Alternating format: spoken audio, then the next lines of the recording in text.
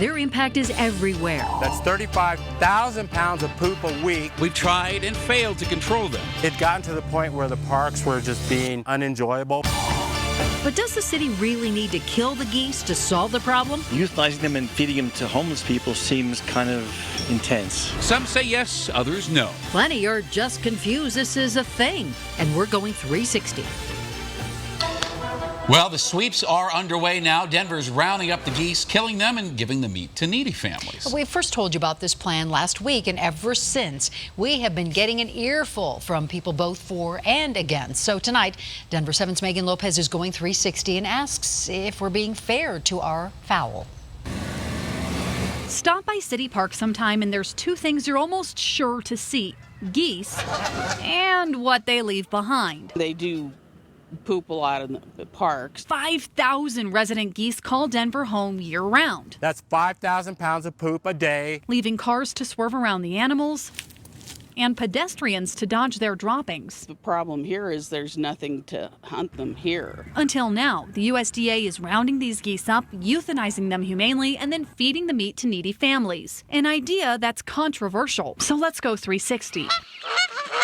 Denver Parks and Rec says this is necessary to control the goose population. Some people think it's a good idea. Others say this is not the right answer. Meanwhile, some states say they've been doing this for years and it's working. First, some context. So when people first heard about this Goose Me story, a lot of them turned to our Denver 7 Facebook page and asked, how did it come to this?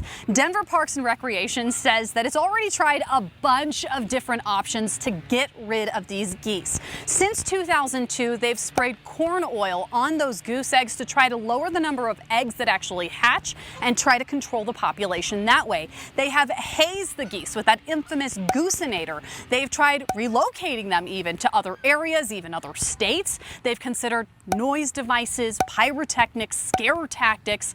They've looked at using goose repellent chemicals and mylar tape or even flags to try to scare the geese off or to discourage them from coming to parks. They've even considered changing park landscaping, but none of this has made a big enough dent in the goose population, and that is why we're here. Where the parks were just being, are almost unenjoyable for a lot of people. For Denver Parks and Rec, this isn't an ideal solution, but these geese and their droppings 35,000 pounds of poop a week are affecting the parks and waterways. It makes our algae blooms a lot worse. It actually aggravates E. coli. They say there are upsides to this program. This will open up space for other wildlife species to come back in this park. And they're happy the meat is helping hungry families. We did not want them to end up in a landfill. The geese population needs to be controlled. Some park goers we spoke with were fine with the idea. That seems to me like maybe a reasonable alternative. I think that's fine. So long as the animals are being killed kindly. I think it needs to be controlled humanely. And the meat really is being donated. At least this is going to a good source. Other people we spoke with were more skeptical.